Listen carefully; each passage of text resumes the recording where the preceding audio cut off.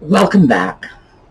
Well, today is project day, Sunday, and I have a little bit of a different sort of project in mind today. Yesterday we did the video about Barbie dolls, and I realized that there's something else that I collect that's rather near to my heart, and that is little celluloid fans.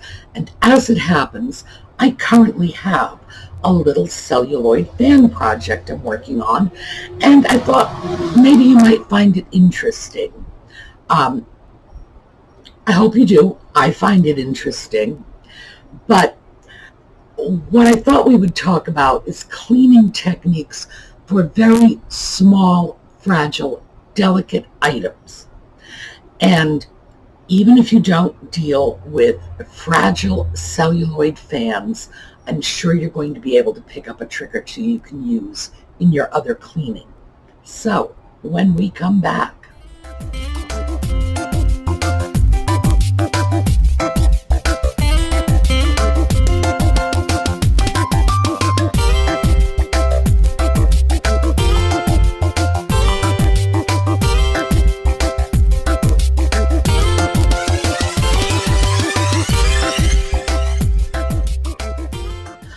here is a little celluloid fan.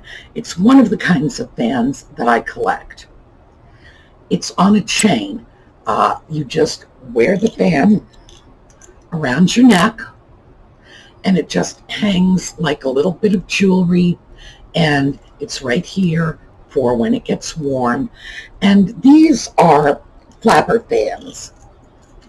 These are fans that were popular 100 years ago when the flappers were at the dance halls. Now, there was no air conditioning at all. So they didn't even have like electric fans. We're talking 1910, 1920. And obviously they had electricity, but electric fans, air conditioning, oh please. They made out as best they could. So a little fan like this, that as you can see, is small enough to fit into a purse. This one is a souvenir of Cheyenne, Wyoming. You could pick these up almost anywhere. In fact, it's quite likely that this wasn't even a purchased item. It is entirely possible that this was given away by a Wyoming business. I have some that I know of were given away. So let's take a quick peek, just for the sake of looking at some interesting stuff. Let's take a look at one that was given away. This is from a French dance hall, dance pally. They were called pallies. That rhymes with alleys or galleys, and it's P-A-L-A-I-S, because that was sort of an Americanized French, and oh, aren't we elegant, we're off at the dance hall. Dance hall sort of has a kind of like hoochie cooch vibe to it that respectable ladies were shying away from. Hence, we're at the dance pally. We're not at the dance hall. We're not hoochie girls. This fan is a half Cockade fan. And as you can see, it folds down like this and then opens out with the two end pieces coming together to form a handle. I have several of these. This is, in fact, one of my particular collections, half Cockade dance hall fans. So, let me show you a full Cockade fan. So I have one here. This is a lovely fan. It's Eastern European. Really nice. I don't remember, Ukrainian, I think. I'm not sure. I think it's a great fan. It's sort of a teal turquoise large fan. I usually don't collect them this big, but Hey, come on, something like this, you know I'm not going to pass it up. Full Cockade. Oh, full Cockade it comes around in a complete circle, a total dish shape. The half Cockade, if you'll recall, was half this. These are all celluloid, by the way. Let me show you another half Cockade. As I say, I collect those, so I have a number of them. They come in different colors. They're just really sweet little things, and they fold up into nothing. That big. You can stick them in a purse. You can stick them in a pocket. You can do whatever you want to do with them. The fan I am working on right now is this one. This fan, I'm trying to figure out where I'm putting my fans here. Here's another one. No, that's not. Okay, got it. It's like this one. Same sort of small size. This one, as you can see, the Souvenir Fan, is smaller. It was likely a giveaway or a few pennies. This one is larger. It's painted. You know, it doesn't have, Souvenir of Wyoming on it. I got this fan because one of my Etsy customers mentioned that her son is getting married. It's going to be an August wedding. It's going to be outdoors. Oh my. So she needs a fan, and she knows I collect them. And she is going to be wearing a dress in some shade of purple. So I saw this fan and scooped it up for her because, well, first of all, I think it is really pretty. And it can be very difficult to get fans in very bold colors like this. Anyway, let's talk about what's good about this fan. First of all, if we're going to look at fans, might as well see what's good about it. Very nicely painted. The original ribbon. How do I know it's the original ribbon? This is how you tell. When you look at the fan on edge, an original ribbon or a good replacement ribbon. Keep in mind, now let me show you this one. This is a good replacement ribbon. And I know because I replaced it myself. The fan will lie reasonably flat. A bad job of replacing the ribbon and it'll splay out like this with a huge chunk where the ribbon is. So you can tell this is the original ribbon. The ribbon is woven. You want to look for woven ribbons. You want to look for silk ribbons. Those were either the originals, or in this case, this one has a silk ribbon, but that's because I put it in there. No damage, no breaks. Notice these little buttons here, this little tiny bit of celluloid over the little rivet holding, this is called the finger ring. It's holding the finger ring in place. Both buttons are present. That's what you want to look for in a celluloid fan. Original ribbon, both buttons. Take a look at it on edge. If you're buying these online and the seller is not showing you an on-edge picture, ask for one. If you see big, chunky, bumpy things, then you know that the ribbon has been replaced and it was not properly done. If you're buying online, ask. That's first thing. Is that an original ribbon? And let's hope the seller was honest, but you're going to know anyway because you're going to ask for that on-edge photo. Usually people will show you, oh, here's the front, oh, here's the back.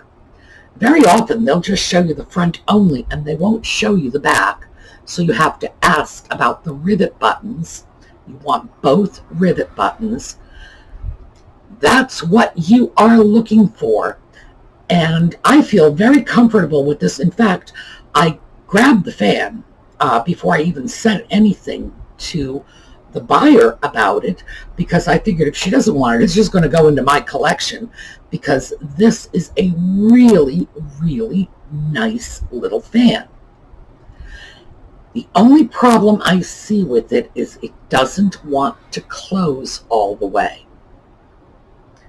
Now, if this fan were staying in my collection, there's a better than even chance I would pull this ribbon and replace it with a silk ribbon in the same color, get it to close all the way, and life would be dandy.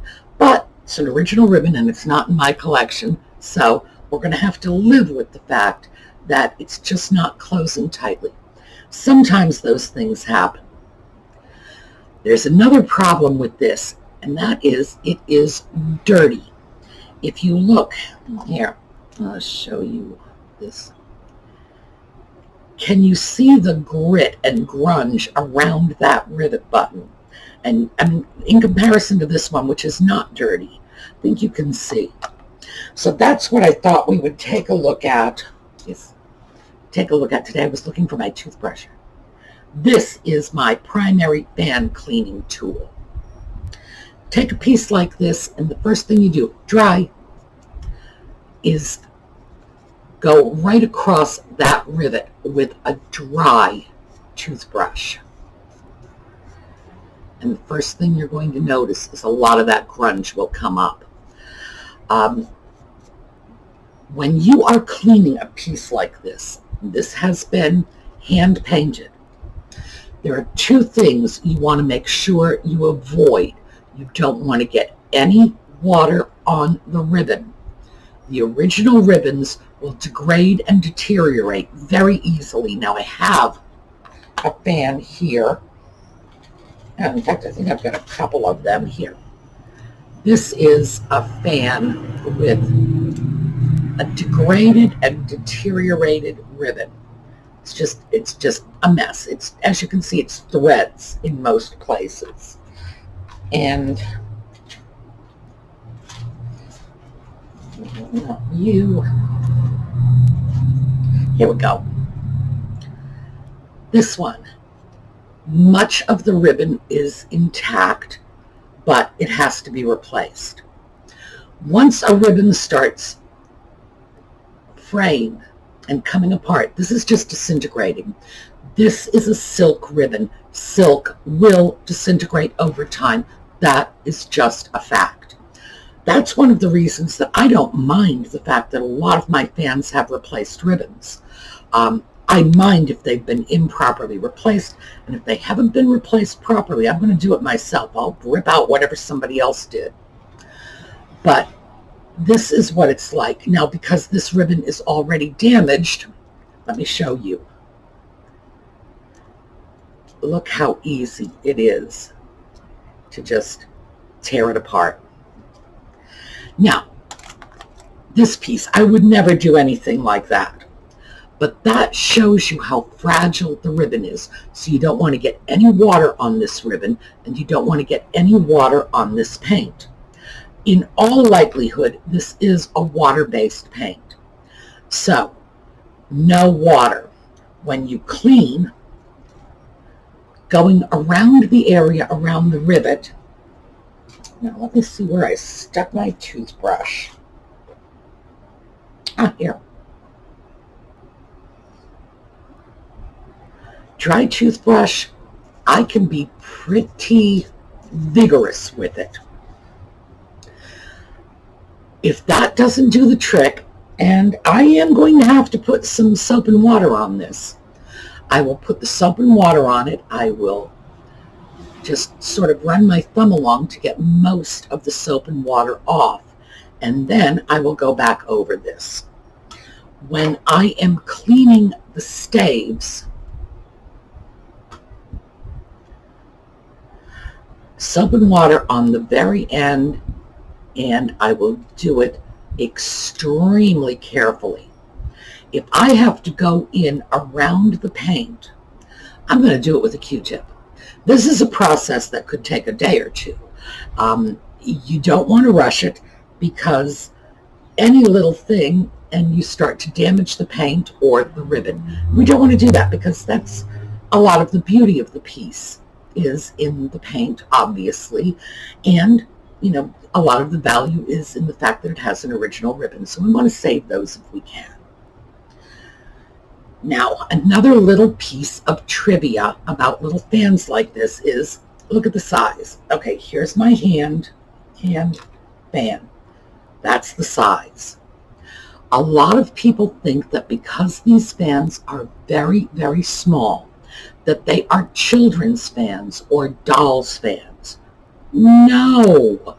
The reason they're small is because they were designed to fit into reticules. Those were those little net bags that the flappers used to carry.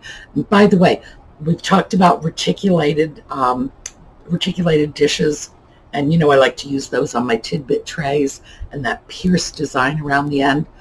A reticule handbag and a reticulated tray, those come from the same root word. Reticule meaning network. In other words, the webbing, the netting of the bag and the web sort of design of the reticulated edge on the plate. Little bit of trivia. This could fit into those bags. And if you have ever seen the handbags women had, it was like a little pouch. Maybe you could put a pack of cards in it and probably not much else. They got a little bigger, by the way, when women took up smoking, which was in the late 20s, early 30s. They got big enough to hold packs of cigarettes and cigarette cases. But, so some good came of it, I guess. We got decent-sized handbags out of it. By the way, the reason why menthol cigarettes are in green packs is because menthol cigarettes were originally marketed to women. And remember, in a previous episode, I think this was like 2 or 3 episodes ago, we talked about the jazz colors. Well, the year that the menthol cigarettes and the green packaging came out, green was the huge designer jazz color that year. It was the hot flapper color. The designers, the cigarette manufacturers, put their heads together and they chose green for menthol. Has nothing to do with minty anything. It has to do with choosing a color that women would like to go with their outfits. Amazing, huh? It's really frightening when you think about it, the extent to which the tobacco industry dominated society.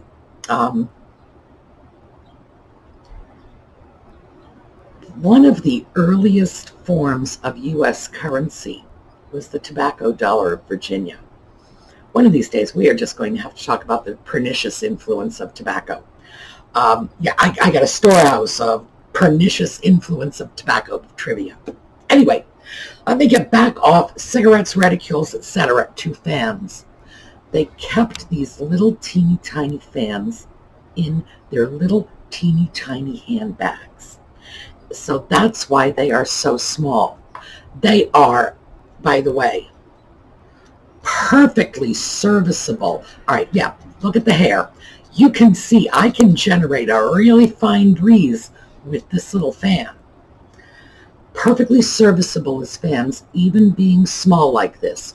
So even though people will say it's a child's fan, it's a doll's fan, no, it's not. It's my grandmother's fan. It's a flapper fan. Now, let me grab another piece. Here we go. All kinds of pieces here. So much stuff, so little time.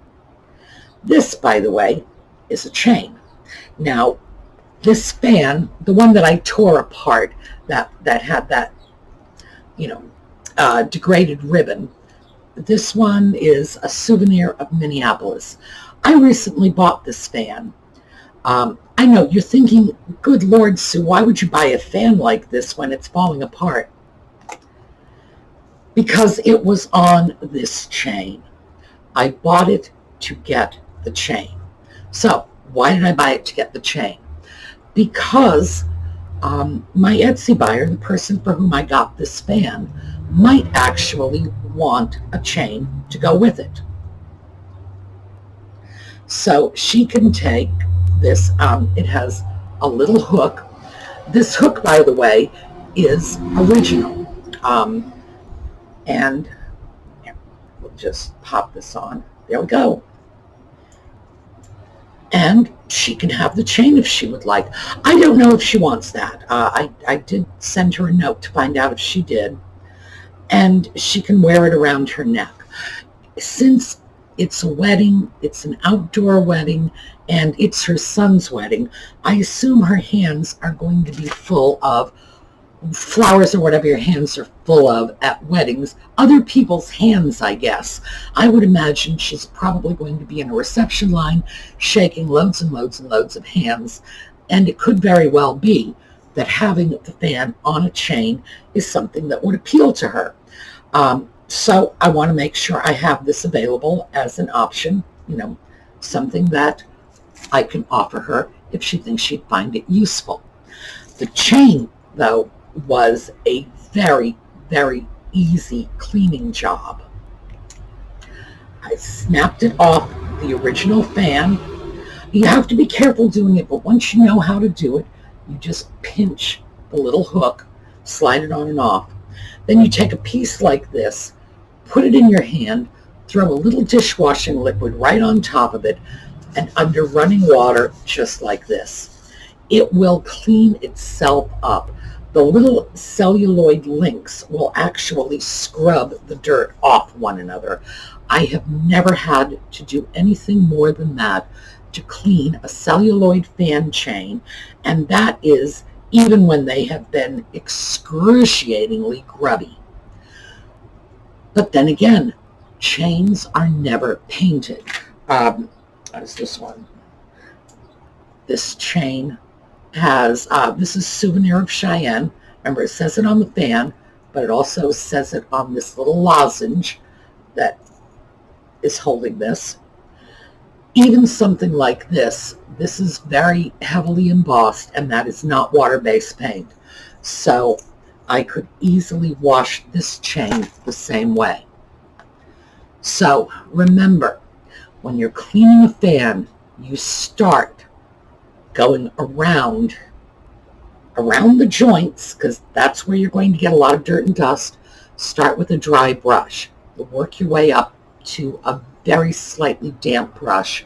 If you have to go anywhere near the paint, you do it carefully with a Q-tip.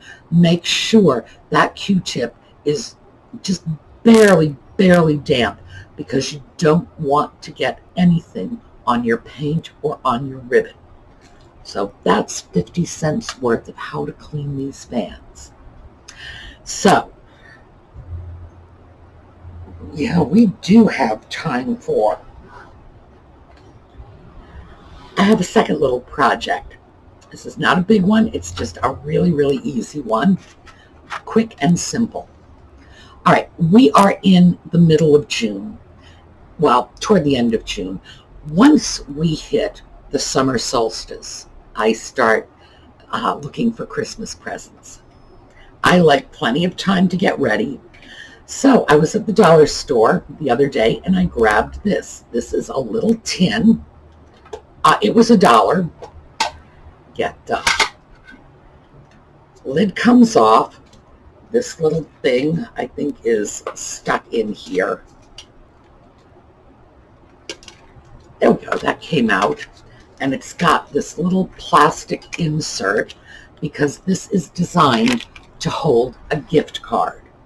That's not what I'm using it for. Okay, we've got our little tin. I spent another $1 at the dollar store. So someone on my Christmas list is going to get a $2 stocking stuffer.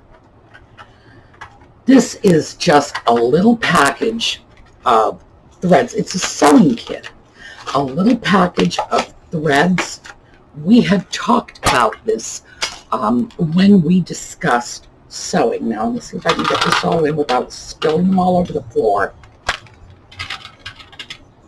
Here we go.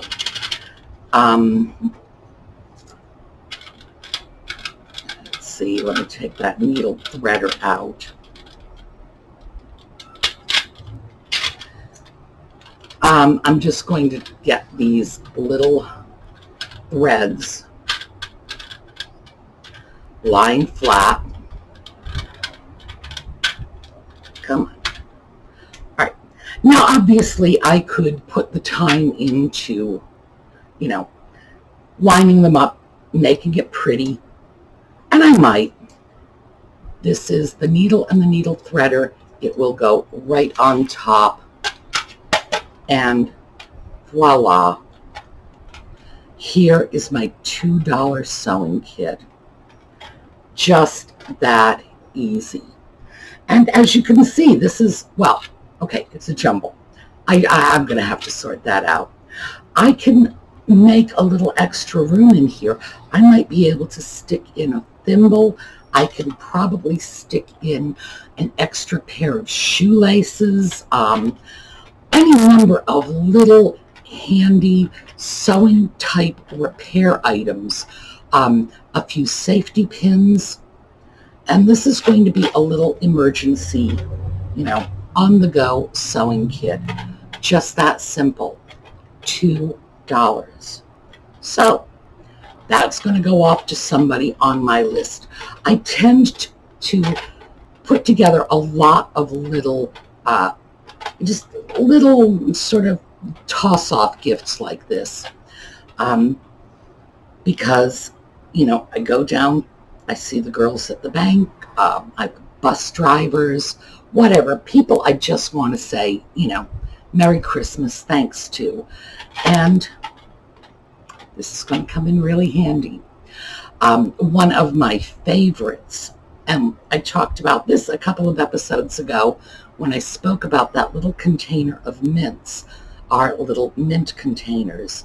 And one of my favorites was a little mint container that was actually sized to hold credit cards or business cards. Unfortunately, I can't get those anymore. Boy, I wish I could.